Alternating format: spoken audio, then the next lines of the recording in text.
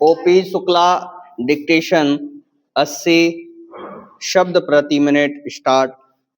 अंग्रेजी को राष्ट्र भाषाओं की सूची में सम्मिलित करने के लिए जो सुझाव सदन के सामने आया है उसका विरोध हम इसलिए नहीं कर रहे हैं कि हमें किसी भाषा से दुश्मनी है। हम यदि अंग्रेजी भाषा के आधार पर विद्वान बने हैं तो यही कहकर कि हम उसी के द्वारा बने रह सकते हैं। हिंदी को पीछे रखना उचित नहीं है। यह भ्रम सारे देश में फैलाया जा रहा है कि हिंदी से हमारी प्रगति नहीं हो सकती है। इसके विपरीत मैं देखता हूँ कि देश को यदि कोई भाषा दो भागों में बांट रही है तो वह अंग्रेजी भाषा ही है। जिनको हिंदी नहीं आती वे समझते हैं कि हिंदी पढ़े लिखे लोग उन पर हावी हो जाएंगे। मेरी समझ में तो यह बात नहीं आती जो आदमी विदेशी भाषा का पंडित बन सकता है उसे हिंदी का साधारण ज्ञान प्राप्त करने में कौन सी कठिनाई आ सकती है।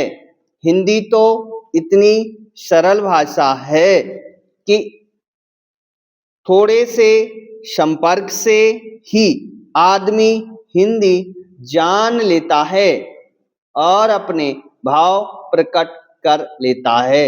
ऐसी अवस्था में हिंदी राष्ट्रभाषा का स्थान ग्रहण करती है तो हमारा अंग्रेजी से संबंध टूटने वाला नहीं है। हर देश की अपनी एक भाषा होती है जिससे लोगों के विचारों का आदान प्रदान होता है और वे अपनी समस्याओं को समझते हुए उन्हें सुलझाते हुए आगे बढ़ सकें।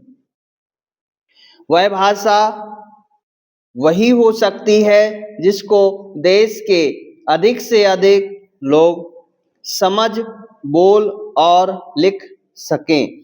इस देश में केवल हिंदी को ही ऐसा स्थान प्राप्त है। फिर हमें हिंदी को देश की राष्ट्रभाषा बनाने के लिए क्यों आपत्ति है।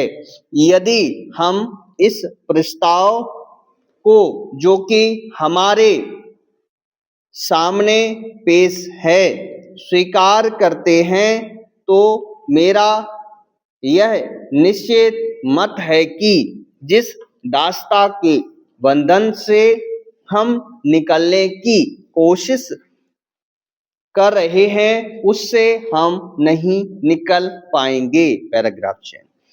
अंत में मेरा माननीय सदस्यों से निवेदन है कि वे केवल अपनी पार्टी की आज्ञा को ना देखें बल्कि अपनी बुद्धि से काम लें और इस प्रस्ताव का विरोध करें। यदि यह प्रस्ताव पास हो जाता है जो कि बाद में कानून बनने वाला है तो वह आज़ादी जो हमने 200 सालों के बाद प्राप्त की है उसके फलने फूलने में बाधा आ सकती है। मैं सदस्य महोदय से भी प्रार्थना करूंगा कि वह अपना प्रस्ताव वापस ले लें। Full stop.